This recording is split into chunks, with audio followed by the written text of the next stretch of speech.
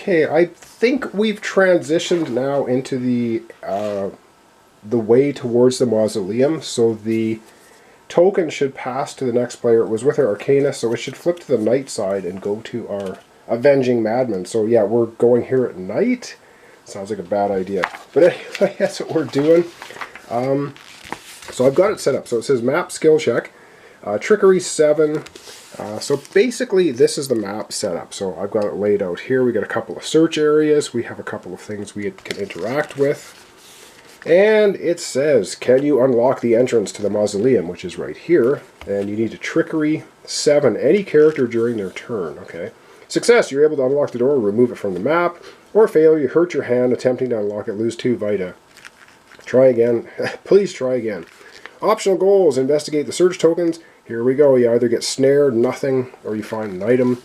And map skill check. Awareness, any one character. Do you notice anything unusual about the graves? And that's right here. Alright, let's begin in the Mausoleum.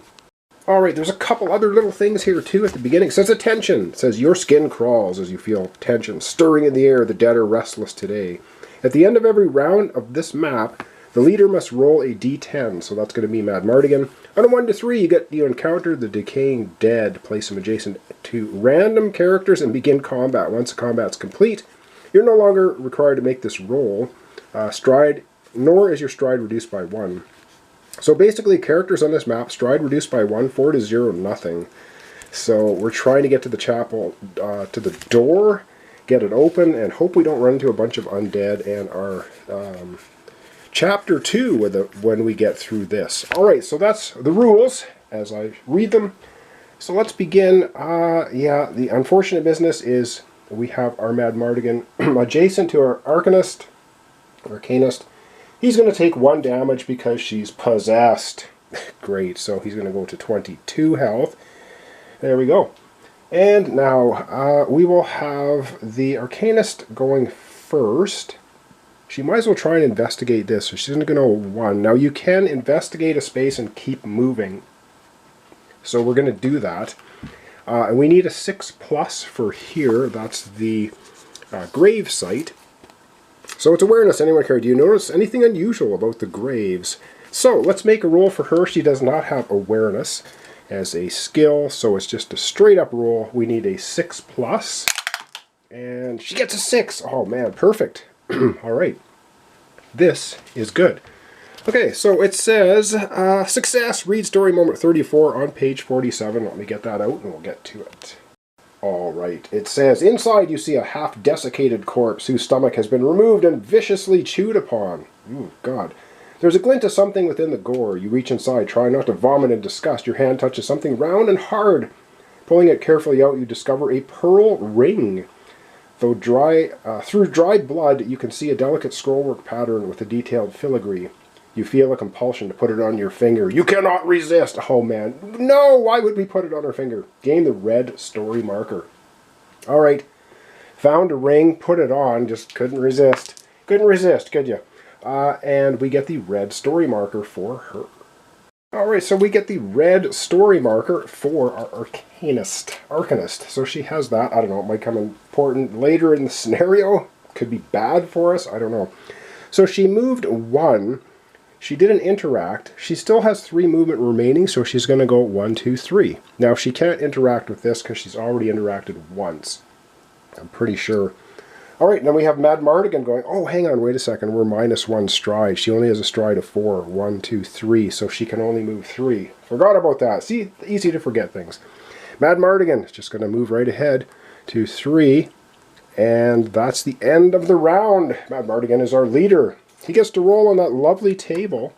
Let's see what he gets. What do we want to roll? Let's roll one of the nice bone dice.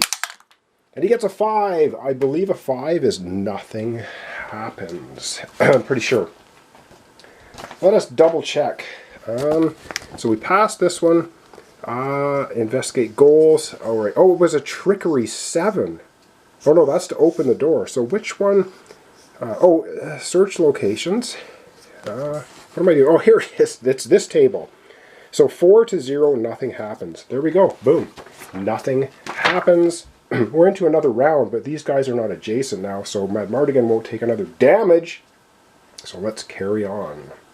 Alright, continuing along, we're going to go with the Arcanist again first. She's going to go 1 to here, and then she's going to go ahead and investigate. Now she has our search, +1 to search rolls. Yeah, +1 to search rolls. Investigate all search locations. It's optional, but we're going to do it. We're going to do it. We don't want to snare her.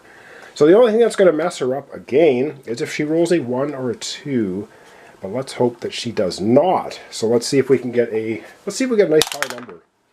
We get a 3 + 1 is 4. I believe she found the grand total of nothing. So that's going to go away. I believe that's how that works. Nothing happens. Well, no traps, no treasure.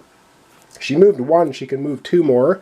She's going to go 1, 2, because we have another one over there.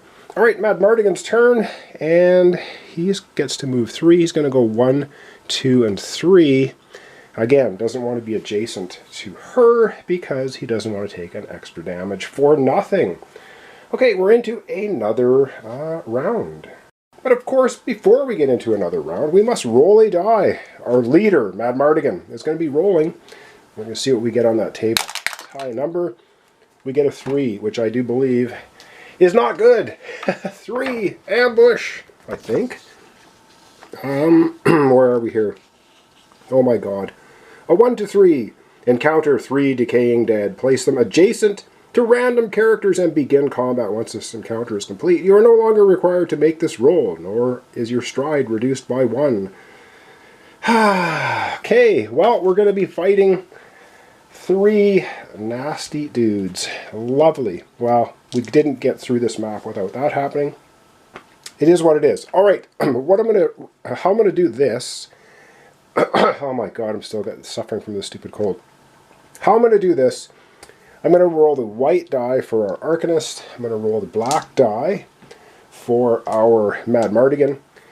Whichever's higher will get the first skeleton adjacent to them, but not adjacent to both. If I roll a tie on it, I'm going to put them in the adjacent to both of them. So that's how I'm going to do it. So the first skeleton goes adjacent to the Arcanist. So we'll put it right there. Pop. So I'm using little D&D minis.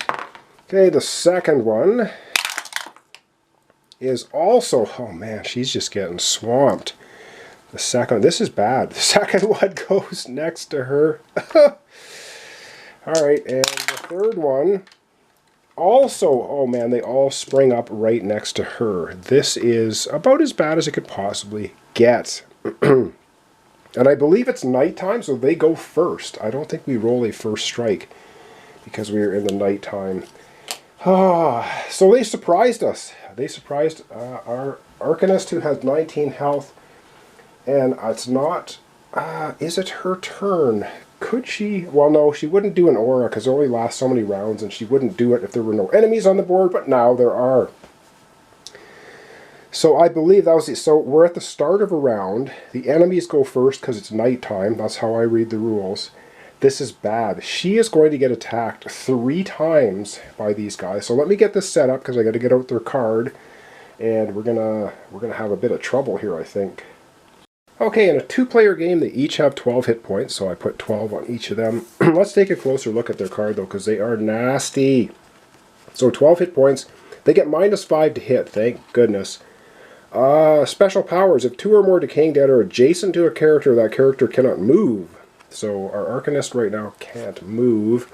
All characters and foes receive -10 defense against spontaneous decomposition. Okay, so if they roll a 1 to 9 on that second die, it's just rip and tear. The decaying dead rips at you with its jagged fingers. 1d4 + 1 damage. However, if it rolls at 0 on the second number, the decaying dead explodes in a shower of gore, causing all adjacent characters and foes to lose 1d10 Vita. Remove the decaying dead from the map. Yikes. And that's everybody. So if they blow up, they're just going to hit everyone adjacent, which, if this one blew up, it's going to hit these two. If this one blows up, it hits them all. This is not good. So let's begin. They are going to be all attacking our Arcanist with a 37 defense. Now, one thing we can do, I should mention, is for whatever hit and damage we take, we can discard a companion. So, if she really gets in trouble, she can ditch the farmer or the dove. Alright, let's get out the dice tray.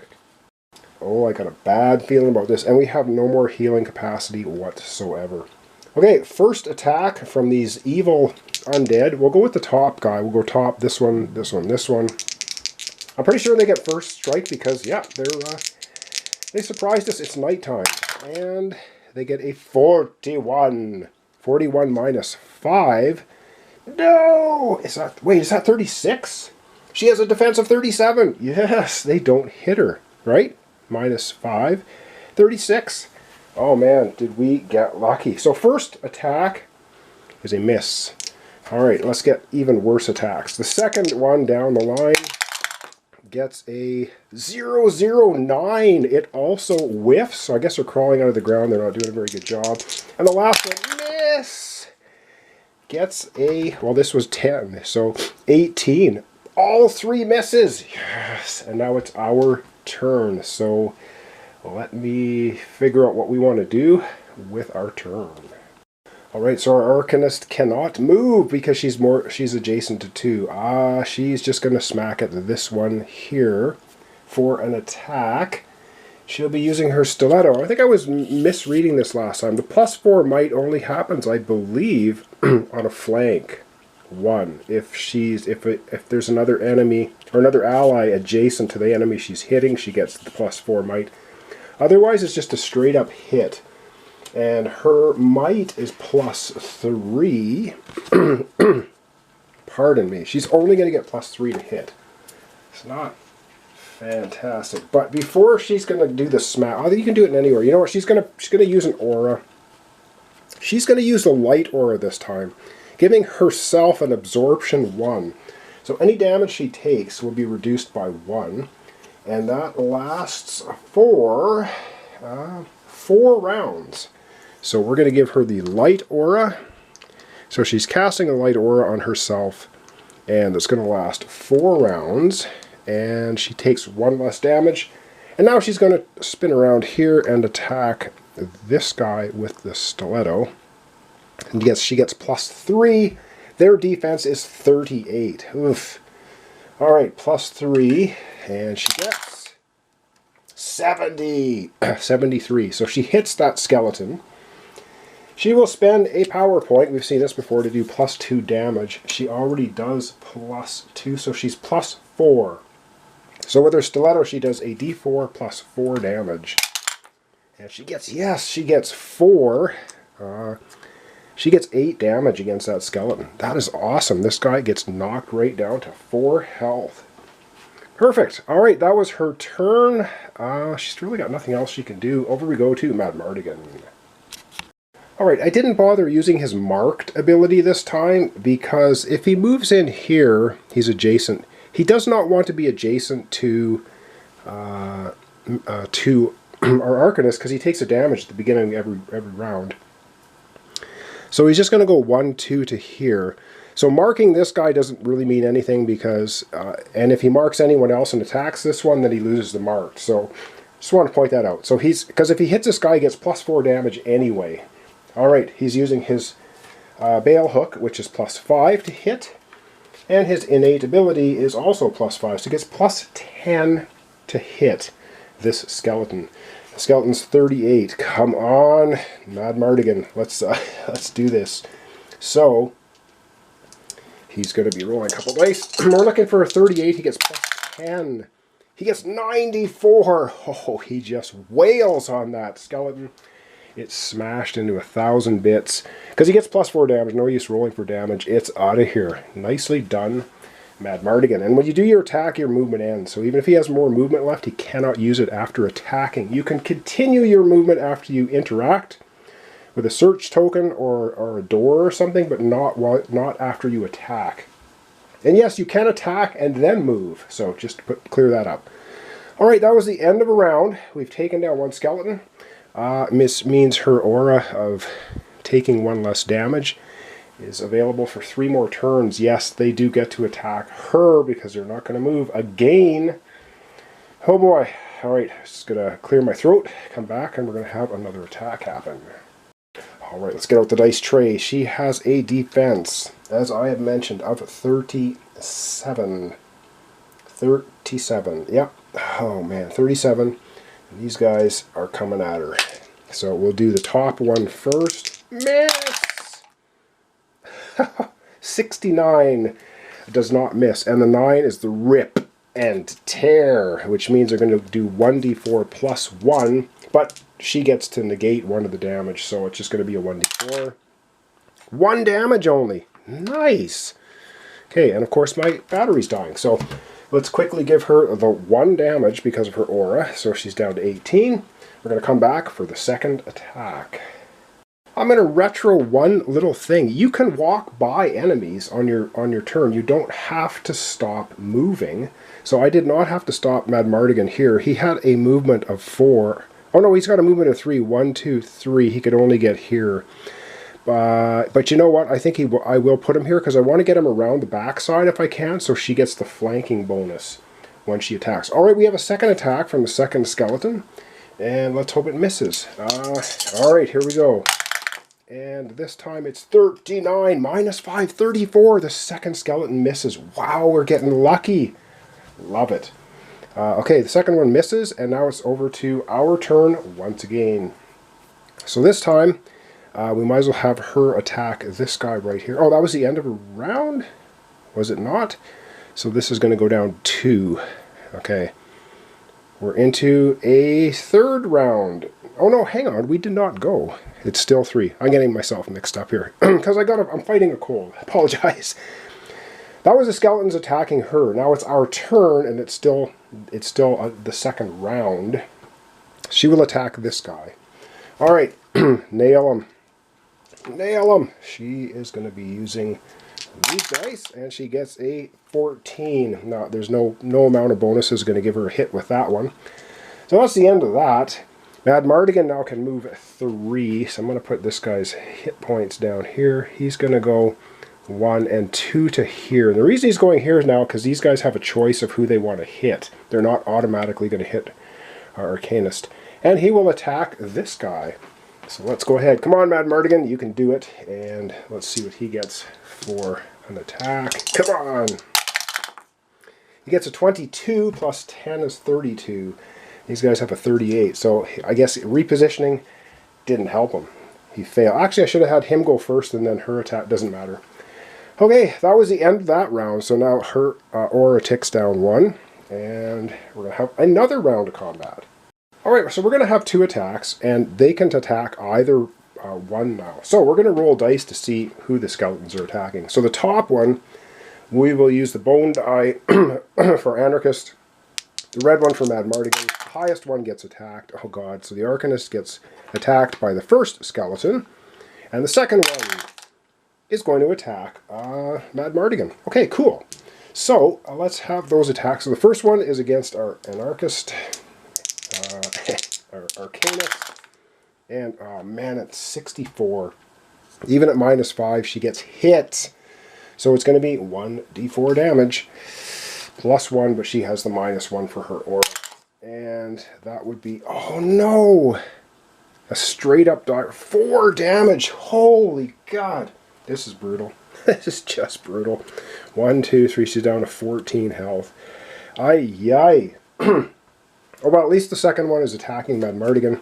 He has a better defense because he also has the soldier. Oh, did we roll? No, we didn't roll a 0 at the end. He's got a plus 5 defense. So he has 39 plus 5. He has a 44 defense. These guys are minus 5. So the 53 minus 5 is 48, and he has a 44 defense. Ugh. So they're going to rip and tear up him too. He doesn't get that negative though. He just gets a straight up... well, hang on. Let's see what he gets for damage. 3. So he gets 4 damage. However, he has a special ability. Keep it coming. Once per round. So this round, he's going to spend a power point Ignore 1d4 damage from an attack. Okay, so he spends one of his power points. He's down to 3. He gets to ignore 1d4. Come on, let's get 4. He ignores 1. Jesus. Alright, well that's awful. So, he ends up taking 3... Oh, it was 4 damage? He takes 3 damage. I think I got that right. 1, 2, 3. Oh, this is not going well. Alright, that was the skeletons going. It's our turn. We are going to have our anarchist go first. She's going to attack this skeleton right in front of her. Gets the +4 this time. So this time she's got +7 to hit. And they have a 38. Come on. 10. 10. God dang it. And Mad Mardigan is coming up. And he's going to attack. Come on, Mad Mardigan. Do something. He gets a 62. Oh yeah, he hits. No problem. These guys, yeah, don't even have to do the calculation. Pardon me, my bloody hell. +1d4 plus 1. So he gets +1 plus 2 damage for the soldier. 2 more for this is +4. And now I'm wondering if at nighttime we get a minus to anything, and we probably do, and I haven't been applying it. Jeez, this game. So he gets +4 damage. But you know what? We want to take the skeleton out. Or do we want to? No, we're just going to do the +4 damage. Oh man, this is horrible. 1d4 plus 4. And he rolls a 3, so he does 7 damage to that skeleton. So that's at least something, knocking it to 5. Knocking it down to 5. Okay. End of the round. She has protection for 1 more round. And my voice is fried, so I'm going to leave it off there. We're going to come back tomorrow. We're going to finish off this encounter. We currently have our Arcanist at 14 health, Mad Mardigan at 19. A couple skeletons left. This one's down to 5. We should be able to take them out. Maybe. Let's hope we can. So thanks so much for watching along. Hope to see you tomorrow for the continuation. Okay, a couple little correction-y things here at the end. Nighttime, you still roll first strike on an encounter. It's darkness where they get to go first automatically. So anyway, it doesn't really matter. Let's just say we lost that roll. The other thing is we have a sickened Arcanist, which means she has to roll 2 damage dice and take the worst one. On the one time she took damage, she rolled a 1. The second time she rolled a 4. So we're gonna roll another D4 for that first attack, and if it's a 1, it's a wash. If it's any more than a 1, she's going to take more damage. A 4. Of course it's a 4. She takes 4 damage twice. So she's going to take 3 extra damage. 1, 2, 3. And I should mention, I grabbed the wrong counter. They are both at 4 power now, because our Arcanist used it for her aura, and Mad Mardigan used it for the damage reduction. So they were both at 5. They were both now at 4. Alright, thanks so much, and I'll see you tomorrow for continuation of Folklore, the Affliction.